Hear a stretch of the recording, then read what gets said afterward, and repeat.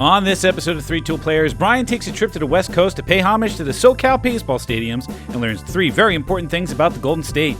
Spear says the Mets have no heart, and Dan says that the Phillies are being tortured by the spirit of Harry Callis. Brian tries to give a pep talk and fails miserably because he's, a Yankees fan. All this and more on this episode of Three Tool Players. Welcome to Three Tool Players. I'm Chris Spear, and alongside me, as always, are the Hammer brothers, Brian and Dan Hammer. Say hello to the internets, fellas. Hey, hello to those internets, fellas. Ahoy, ahoy. You don't have to mouth sex the internets, okay? Oh, yeah. I most certainly do after the cool vibes I was having on the West Coast, my friend. All right. That's right. I'm feeling good. Feeling so good. So we're back.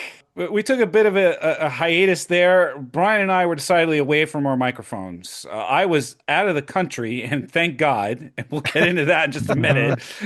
But Brian was on the West Coast doing a little baseball stadium tour of his own, eating and drinking and watching baseball, and my goodness, did it look glorious.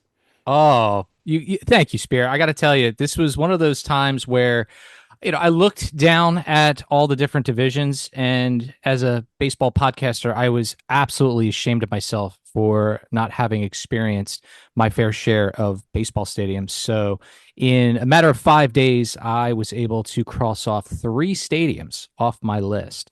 I was able to cross off the Angels of Anaheim, the Los Angeles Dodgers, and I was able to finally make my trip to San Diego with my good friend Ron Burgundy, and was able to take in a Padres and Rockies game.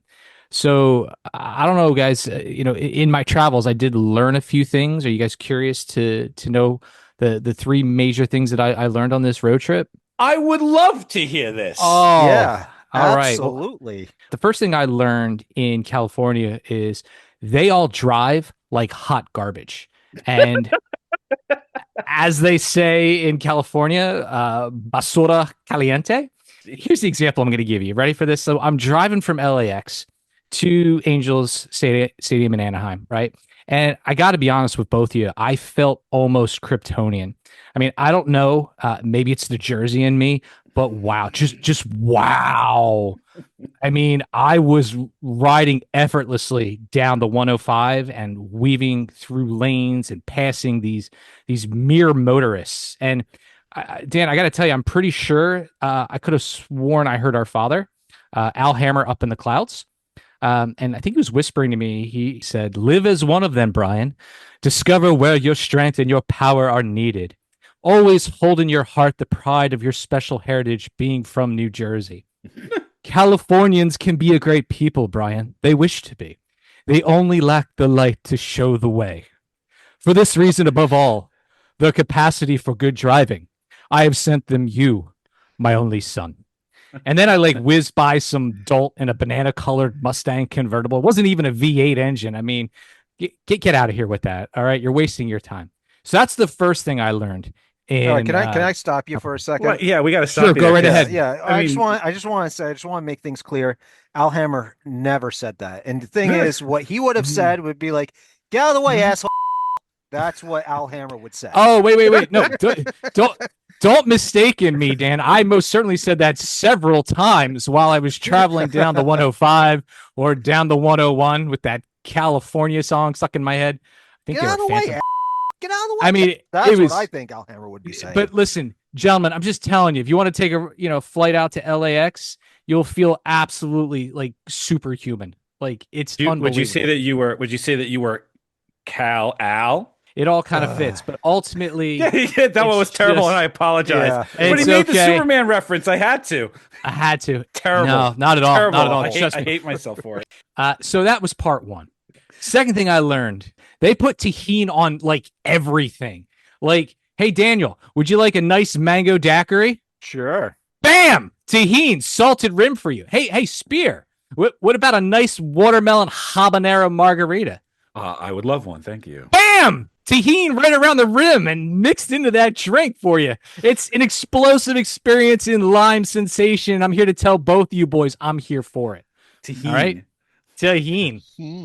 All right. Absolutely Do I fantastic. even know All what the right. hell that is? I don't know. Is it It's like like a this. spicy salt or something like that? It's What like is it? Like it's a like an lime? orangey, it's like an orange colored, spicy, like lime salt. It's delectable.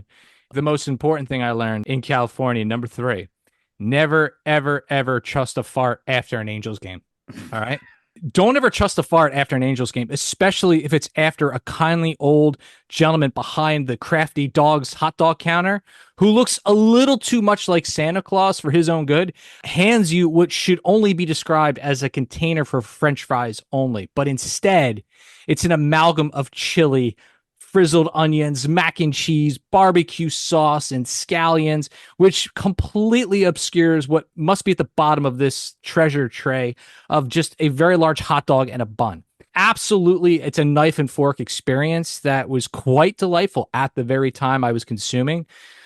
But unfortunately, 24 hours later, you end up living in an absolute horror show.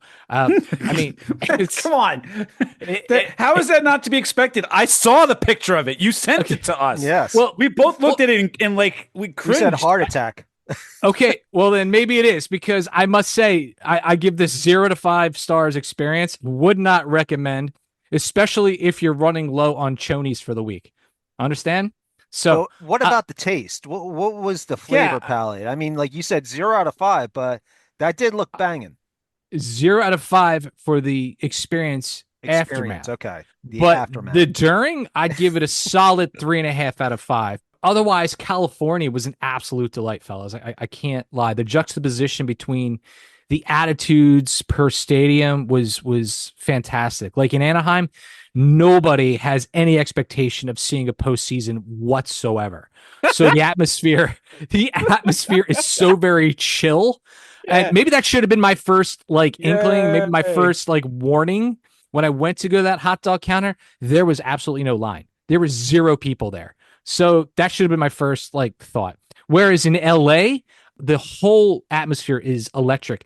Not to mention, it was Otani bobblehead night. I had no idea. So it was absolutely ravenous. It was downright scary. And what I also learned is that, well, it's not that I learned this, I kind of knew this going in. Otani delivered the country of Japan as the fan base to this ball club. It was like every third person I looked at was from Japan. It was fantastic, right? They were just so excited. But I have to say that that whole experience was just electric. And especially even when strangers are starting to come out of the dark corridors to try to buy your Otani bobblehead. Hey, how much? How much you want? How much? Hmm. I pay bubble. And I'm like, no, sir, it's not for sale. Meanwhile, I'm saying this while I'm gripping a yardstick of mango daiquiri Mango goodness with the margarita. tahini. Right. With the Like looks like a tahini. baseball tee. And I got this other cool little doohickey Dodgers. It looks like a Gatorade jug, but the little dispenser on the bottom doesn't work. So that was the only downside. But otherwise it was fantastic. Again, tahini throughout. But I was thinking of your boy there, Spear, the habanero kid. So I was like, I got to order this drink in Yeah, his man. in his honor. And Habanero I got Silver would have been all over that. and I got ripped off because as soon as I waited for 45 minutes in that line, they said, sorry, we can't give you the other drink that would have the other tahini filled or rim. I'm like, what do you mean? This is one drink. This is no, that's a double. That counts as two. And I was like, I feel cheated. So I had to go to the other side of the park and buy another drink and kind of double fist. I mean, And no, it was no well worth it. choice, no choice, No choice. no No choice at all. You know, I No didn't eat choice. anything solid until the 7th inning. Let's I be needed honest. to be a okay? raging alcoholic. I had no choice than to go over I to the try- other side of the ballpark to get another drink. And I was such a ham and egger out of towner. It was totally worth it, right? I was, just that's where I was.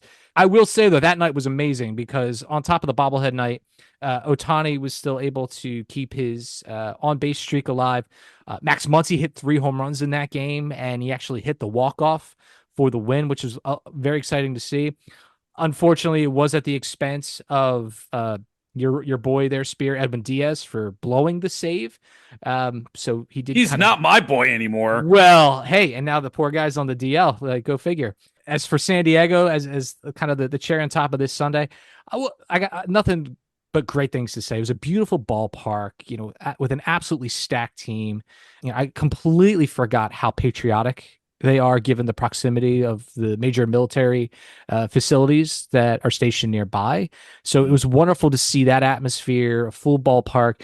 And I was also fortunate enough to witness their first day of wearing their camouflage unis. So all in all, really great experience. I took it a little bit easier with the food there, as you can probably well imagine after my run in with the Anaheim Angels Give your GI food. tract a chance to reboot there a little bit. Yeah. Kind of reset, little reboots, yeah, just Yeah. to just kind of hold it in for 48 to 72 hours. But otherwise, boys, I got to tell you, well worth the trip. Are they better than our teams? And that's another thing. I felt really at ease being on the West Coast, knowing my team was taking care of business. The Yankees just holding their own, enjoying first place in their division, although they had a little bit of a rocky road for a little bit there with a couple losses, but they righted the ship. But I'd love to hear more about what was going on back here with you fellas. What else can you say about a team that lost 12 in a row? What do you say? The game that they won, they ran into a win. They didn't win the game. I mean, they got a bloop single to knock in a run to win the game. It's not like they won it convincingly. It's not like they won the game 13-2. All of a sudden, Soto comes back, the lineup starts clicking. It wasn't that. They barely won, barely. And that's been the case for the Mets for the last couple of weeks. It's just they barely play. And I've heard all of the excuses. There's a far simpler answer to why the Mets lost 12 in a row and are terrible and are not going anywhere this year. It's because they have no heart. The Mets have no soul. And the way you know that is the heart and soul of the Mets was taken away during the offseason. All Yeah. the players that they had that were the heart and soul of the team, they are all gone on other teams, either on their own or through some other trade. Alonso, Nimmo, Diaz, McNeil, they're all gone. They're all elsewhere. And we're left with a bunch of suits who aren't playing for each other. They're just playing. They're not playing for each other. The team's just got no heart, zero heart. Isn't that interesting too? Because didn't Soto even admit that during the 12 game losing streak, he was not in contact with his teammates? I thought I read that somewhere. Yeah, Soto didn't contact his team during the streak. He was Like, out of contact. what does that say? Like, how does you're right about the whole like I'm just here for the paycheck. What it says is Soto's not a leader. He's a great ball player. He's a generationally gifted ball player, but he's not a leader. In every other team that Soto has been on, there has been somebody there that's been the lightning rod for that team. Somebody who puts the team on their shoulders and says, "I got this, follow me." On every team in Washington, it was Harper. Mm-hmm. In San Diego, when he was there for a hot minute, it was Machado. Mm-hmm. In New York with the Yankees, it was Judge and a handful Yeah. of other folks. He's not the guy. He's not going to be a guy that's going to strap a team onto his back and take them to where they got to go. He's not that guy. He's a phenomenally gifted ball player. And I don't want to put down what Soto's contributions are to a team, any team that he's on. He's a generationally gifted ball player, but he's not the guy that brings the team together. He's basically complimentary. I mean, like, yeah, everything that you just said, you hit it right on the head. I mean, you take a look at this Mets team. They signed Lindor to be that guy, but I don't think he has the mentality to be that guy either No. because no one likes him. I was like, you see what happened with McNeil and Brandon Nimmo. I mean, like Lindor right now, I hate to say it, but I feel like he is very similar to Rafael Devers. The Hmm. interesting thing about that is that in 24, Hmm. the big turnaround in 24 was largely attributed to Lindor calling that closed door players only meeting and getting everybody on the same page. And then the team took off from there and they became the most fun team in baseball to watch in 2024. When they Oh, that when was they because of got going, Grimace. That was because of Grimace. well, it's because of Grimace. It was because of the OMG and the whole thing. But they were fun. They were. They played for each other. They played with it. They played with energy and excitement. And they were the cardiac kids. You never felt like the Mets were out of a game. You always felt like they had the opportunity to get back into it because that's the way they played. They played for each other and they played to win the game. The complete opposite of that happened in 2025, where Lindor could not figure out how to pull the team together. And yeah, Hmm. they lost some glue guys, but they could not figure out how to pull the team together. And in 2025, everything that was good from the clubhouse in 24 was gone, and you couldn't replicate it. You couldn't catch lightning in a bottle again. Okay, fine. Let's sweep and clear. Let's clear the decks. Let's get some of the chuff and cruft out of the way. Let's bring in some new folks. Let's bring in some new blood, and let's see what this science experiment is going to give us. And the answer is not much, because nobody looks like they want to play for each other. You guys have played organized baseball. When you Mm-hmm. play for each other, when you play as a team, you win. You're This is unstoppable. not, this is not a team that is playing for each other. They're Nope. just playing baseball. Dan likes to say all the time, how can you not be a romantic about baseball? These guys don't show any romance. They don't look like they love to play. No. And that's why they lose. It's that simple. So who do you blame? Do you blame the players? Do you blame the coaching staff? You blame Is everybody. You blame everybody? Stearns for bringing in the wrong kinds of people. You blame Mendoza for not being able to herd these cats.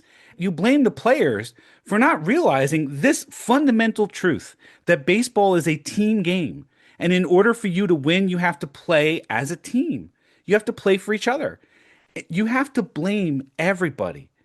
I've been in the corporate world for a long time, and I've built a lot of teams.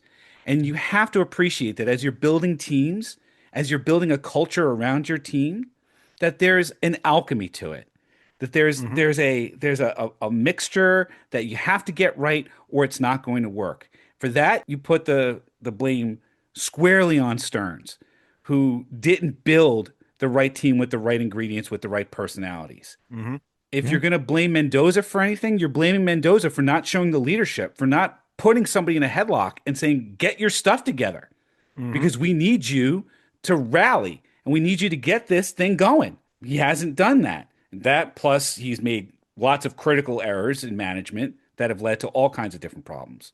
And you have to blame the players because at some point, somebody or a group of them have to kind of figure it out and say, this is BS, boys. We need to get together or we're going to die alone.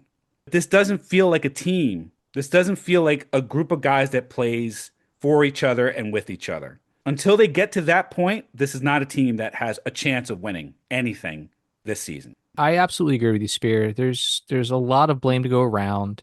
It's difficult when folks are going through the motions. It's difficult when things don't bounce the right way for you. And I mean, I will say, like, winning does help. And I don't care how small of a bloop single it was. Sometimes that's all it takes, man. It's just a little bit of a spark to kind of build up that momentum and to build up that confidence again. Because what you're seeing in a team is just not a lot of confidence, which is crazy by any standard, considering the amount of talent, the amount they're paying for this talent, and what the sky high expectations are for this talent. I look at that team and I look at my little brother and he's not even wearing full Phillies regalia. He's even switched over to the Flyers because Well, he they're up likes 3 games to winners. none, of He course. like Danny likes winners, Hey, well, I still right? am wearing a Phillies hat right now, but Okay. it is Flyers colored right now. Yeah. Yes, it is. Yeah. A man for all seasons, Dan Hammer. What say Yep. you about your fighting Philadelphians? Oh, it's an absolute dumpster fire. It's not fun to watch. It's not a good product that they're putting out right now. And even going to the games, you can see that they're on edge. I went to a Phillies game last week because it was beautiful last week. I mean, like we Uh, were blessed. I know you guys were away, but we were blessed with good weather last week. I mean, like we had 90s. It felt like summer. So I was like, you know what? Let's go to a game. You know what? Let's have some fun. So I picked the Wednesday game to go to. And you know what? Right off the bat, Trey Turner hits a leadoff home run, dead center field, furthest in the ballpark. And I was like, you know what? The Phillies, they're going to bring it back now. All right. So it's all good things, all good things. I mean, we're going to right the ship. And then third inning happens, and Jesus Luzardo happens and gives up 3 runs. They give you a little bit, and then they throw you down the stairs. I was like, that's basically what happened. They finished that game throw 11 to you 2. down the I stairs. was like, yeah, I Oh, was like, God. oh, yeah, they pulled me back in. I'm enjoying it, and then they ripped my heart out and they kicked me down the stairs. That's what I felt like. Give And us that also, Social Security check, Grandma. yeah. So it was so funny. One of the guys was in the section over. Now, mind you, it was Jackie Robinson night. Everyone's wearing 42. The guy out in the section over to me, it just hilarious. His timing was impeccable. After the Phillies gave up the 3 runs, he yells out from the top of his lungs, "You stink, 42." Everyone's wearing 42, which had everyone cracking up. So This So it was guy. a good time. Everyone was loose. Everyone was having a good time. I mean, like it felt like summer, but it was middle of April. So even though the Phillies lost 11-2, had a great time. Left in the 6th inning because I didn't want to stay for that dumpster fire, and I didn't want to stay for traffic either. And I feel like everyone felt the same way because it was beeline for the exit by the end of the 6th inning. That should tell you all you need to know about how the Phillies are doing. But now let's figure out why this is happening. So, first thing I want to talk about Alec Bohm. He has had one of the worst starts in baseball history. Actually, Philadelphia history. You go back and you take a look at the stats of what he has done in his 75, 80 at bats. You'd have to go all the way back. I believe it's like 1913 to find a person that was equally as bad for his start. Now, I'm speculating and I'm wondering, did he have an agreement with his parents that he would get some money whenever he gets a hit?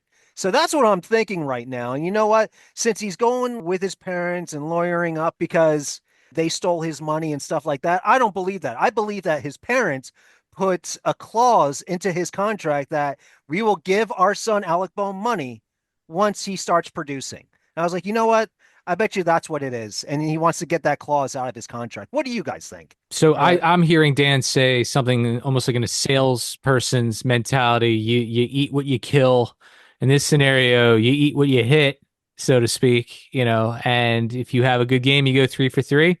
That means we'll give you money for a good steakhouse. You Yeah, go steak 0 for night. That's 3. right. Yeah, you go mhm. 0 for Yeah, it's 3. Taco Bell time. You get Not nothing. even Taco Good Bell. day, sir. Hey, do not besmirch Taco Bell. I would I'll have besmirch 25 Taco years Bell ago. all I like. Get out of here. 25 years ago, I would have and said, listen, run for the porter after having one of those things and don't just a fart there either. But I'm going to tell you something. They turned their stuff around. And the last time I went to a Taco Bell back in the day, it was terrible. Nowadays, you go Oh, in, stop you're it. dropping, whoa, you're dropping $15, $20 on a basic meal, and it's fantastic. It Get was out of always good. here. It was It's always good. See, Oh, get out of here, Demolition now Man, you're Daniel. both out of your Demolition minds. Man had it right. You're out of your Get mind, out. Stop You're it. both Daniel. out of your You minds. ever have Stop a it. freaking burrito at the So bottom of like Demolition Man 15th in got it right. JFK in Philadelphia Taco and then Bell run for the is going bottom? to take Oh, over every restaurant. That's what's going to happen. terrible. And I'm going Enough to of use the that three Demolition seashells Man and I'm going to be happy. garbage. Terrible. Enough of that. Terrible.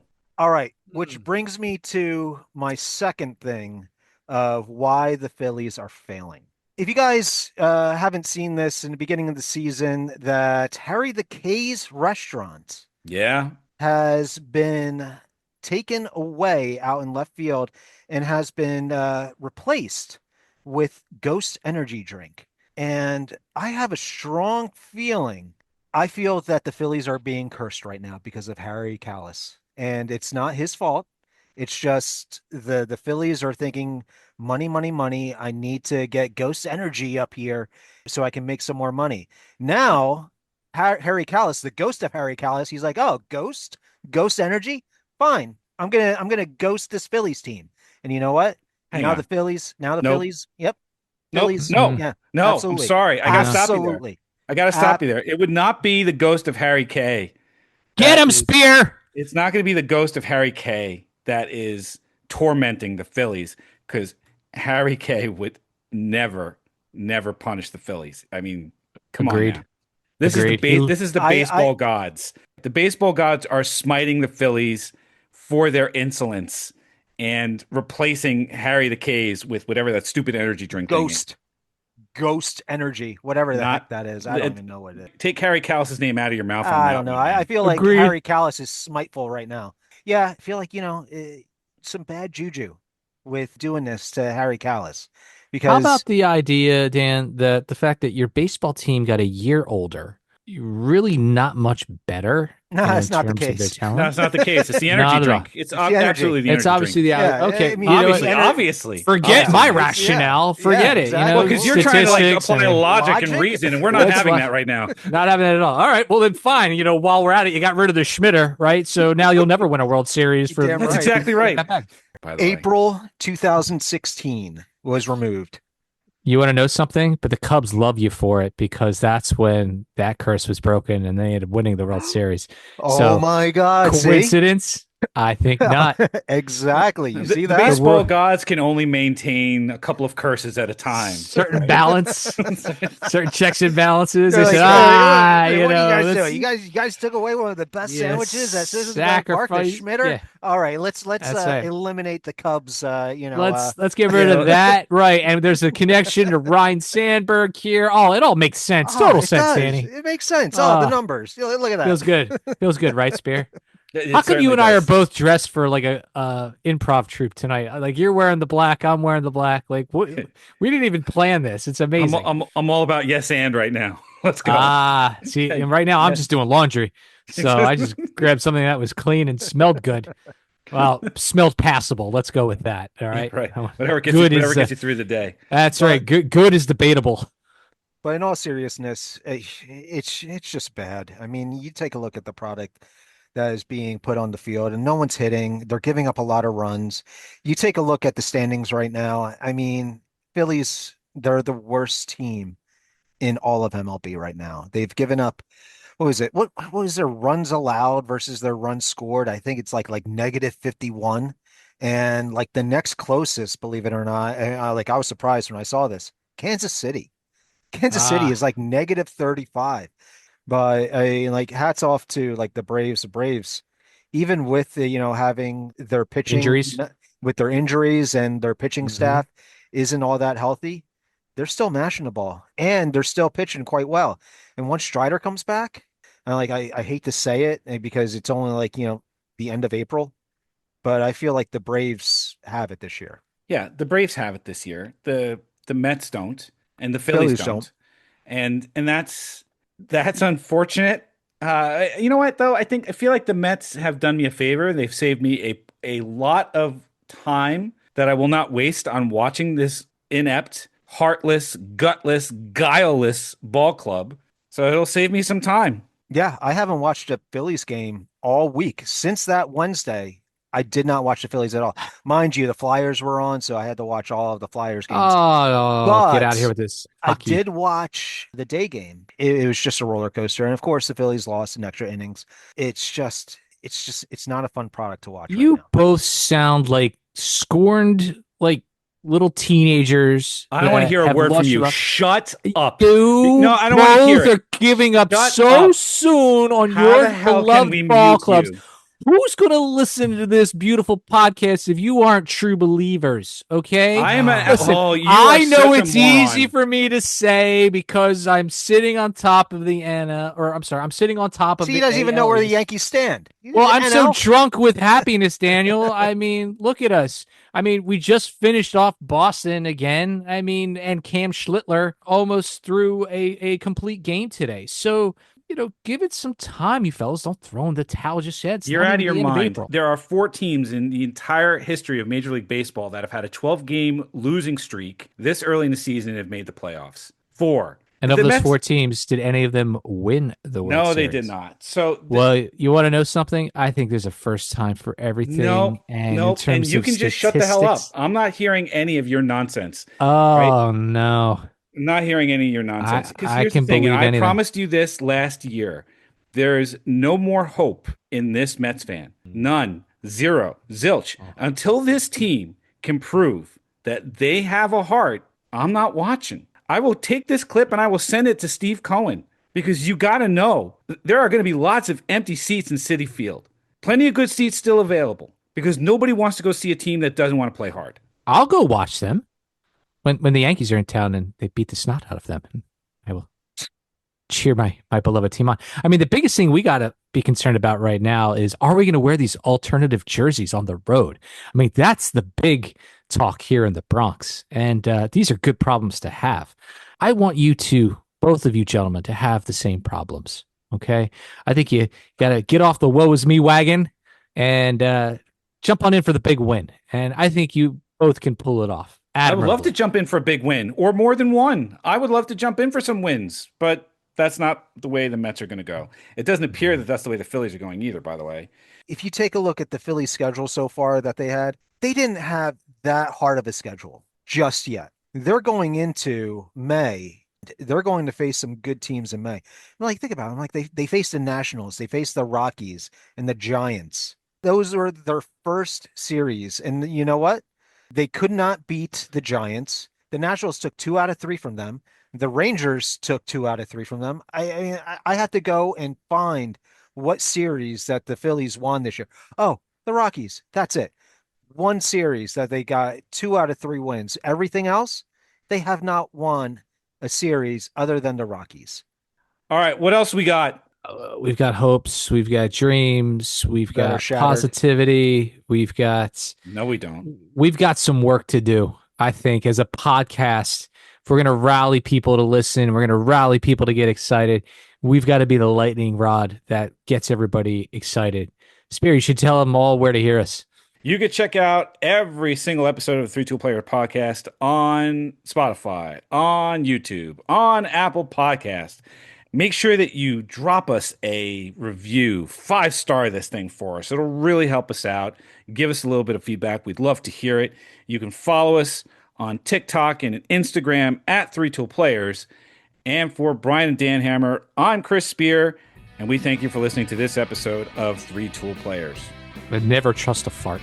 That's your fault. That's a you problem. Yeah, That's a that you is problem. a problem. Man.